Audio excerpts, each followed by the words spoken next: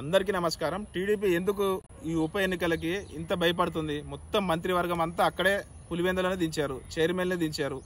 ఎందుకు కేవలం ఈ ఉప ఎన్నికకు ఇంత భయపడుతున్నారో తెలుసా? ఎందుకంటే ఇవాళ ఈవీఎంలు లేవు కదా, మ్యానిపులేట్ చేసేదానికి ఈవీఎంలు పెట్టలేదు. ఈవీఎంల ద్వారా ఈ ఎన్నిక జరగడం లేదు, బ్యాలెట్ పేపర్ ద్వారా జరుగుతున్నాయి.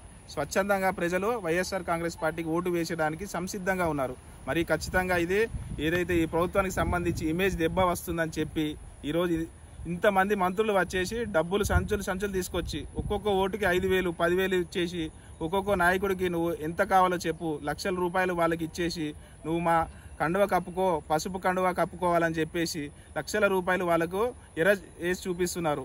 ఆ ఎర్ర లోబడకపోతే వాళ్ళకి మీద కేసులు పెట్టి మరి ఇదంతా ఒక భయంకరంగా వాతావరణం సృష్టించేసి మరి ఈరోజు ప్రజలు ఓట్లు కూడా వేయమని పరిస్థితి ఈరోజు తీసుకురావడం జరిగింది. ఖచ్చితంగా వాళ్ళు ఎన్ని కుట్రలు చేసినా, అన్ని కృతంత్రాలు చేసినా కానీ ఈ వైఎస్ఆర్ కడప జిల్లాలో ప్రజలు వైఎస్ఆర్ కుటుంబాన్ని గుండెలపై పెట్టుకొని, భుజాలపై పెట్టుకొని మోస్తారు. గతంలో 50 ఏళ్ళుగా మోస్తూనే ఉన్నారు, భవిష్యత్తులో కూడా మోస్తారు.